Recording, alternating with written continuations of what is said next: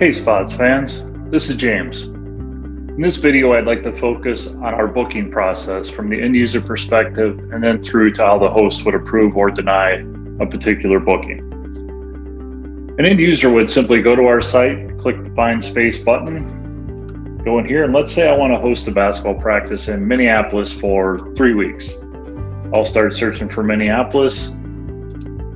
Won't get real specific. I'm just going to say an indoor court, all indoor courts, and go ahead and search. That's going to bring up all the things in that particular area that are related to what I want to do, including a map that shows me where they're located. In this case, I really want to be at the Spottsville Community Center. I could go view times here and scroll through and look at the different times. If I click on any one of these times, it's going to take me into that calendar and the booking process. Or if I know for sure this is what I want, I'm just going to go into quick view and book.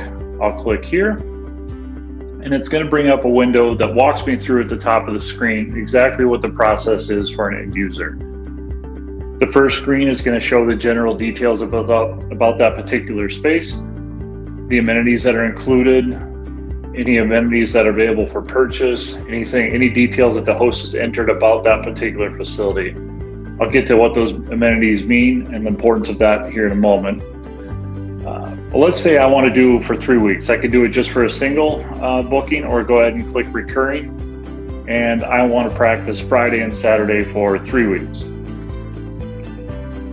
I'll go ahead and click find and book time. It's going to pull up the calendar of that particular space for those dates. It's all available.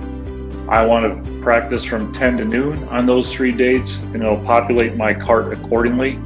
Let's say, for instance, I know on Saturday I have to quit a half hour early. We'll select each, just unclick that particular half an hour. It will adjust my cart. So I can really do a lot with booking, especially if they're reoccurring and I have to manipulate dates and times a little bit based on other things going on by using that feature. So I took off that half hour. I'm going to go ahead and continue to book. And that takes me into the user details page. So this is where an end user would enter that I'm going to practice. I am going to have an expected attendance of 10 to 20. Really important these days. If you have to set capacity limits by space, you can adjust that at any time. We're going to be playing basketball. Any additional information that the user wants to share with the host, they would put into this box. If I already have an account set up, in this case our fictitious account, I can just click this box and it'll populate that I will be supervising this event. We'll go to continue to book, and that's going to give me the options to select the amenities we talked about before. So there's a number of free amenities. These are all customizable by the host. So you can have as many amenities as you want. You can charge what you want. You can make them free. We have a bunch in our system that are auto-populated that you can select, or you can customize any amenity that you want. For this particular booking as an end user, I know I want the bleachers pulled out. I want a PA system and a scoreboard. The reason these things are important is we also have work orders built into our system. The work orders are simply to alert whoever you have tied to your account. If you have a maintenance person, a facilities person, it will alert them how to prepare the space for that particular booking. And it'll auto send that to their email, also have an alert for them within their Spotz account in their system. So let's say I want to have those things. If I did want a divider curtain, I click that, it would change my cart accordingly because that's something I would have to pay for. I'm going to leave that off and go ahead and continue to book. Pick a fictitious credit card, use this as my payment, and then we'll get to the verification screen. Basic event details, and then a really important piece is the terms and conditions that you as a host want to upload and attach to that particular space. Again, customizable by you. It could be new COVID policies, insurance requirements, etc. for that space. And then any deposit will show up here as well that you want to click or collect for that particular booking. End user would have to select and agree to those terms. Go ahead and book the rental. Now it's important to know that you can invoice separately outside of our system if you have large agreements with people that use particular spaces but still want them to book it within the system so it's all in one place. You can invoice through our site, or we can take the one-off credit cards. If somebody pays with a credit card, in this case, I've tried to do that through this booking, Spotz will not charge that credit card until that booking is approved by the host. So the request is sent, that's what I'll see. I'm done as an end user. I'll close the window and wait to hear back. From a host perspective, you can determine the timelines you want by space, by facility for what you need to reply to. So if you need 48 hours, you need 24 hours, all customizable by the host.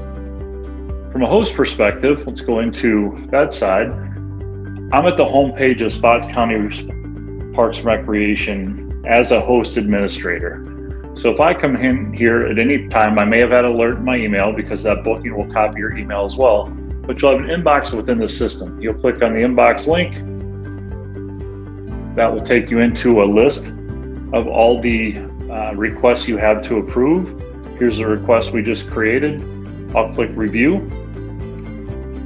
That brings up all the details you need from this particular request. Who it is, the transaction date. We do not hold any pertinent data. We are PCI compliant. We use a third-party processor, which is owned by PayPal.